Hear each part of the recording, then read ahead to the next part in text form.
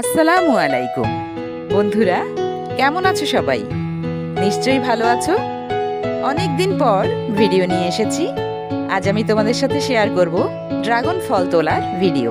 বন্ধুরা, তোমরা যদি এখনো এই ইউটিউব চ্যানেলটি সাবস্ক্রাইব করে না থাকো, তাহলে প্রথমেই অনুরোধ করছি, চ্যানেলের ভিডিওগুলো ভালো লাগলে এবং তোমাদের কোনো কাজে আসলে the light and vlogs YouTube চ্যানেলটি অবশ্যই সাবস্ক্রাইব করবে এবং কোনো প্রশ্ন থাকলে কমেন্টে জানাবে।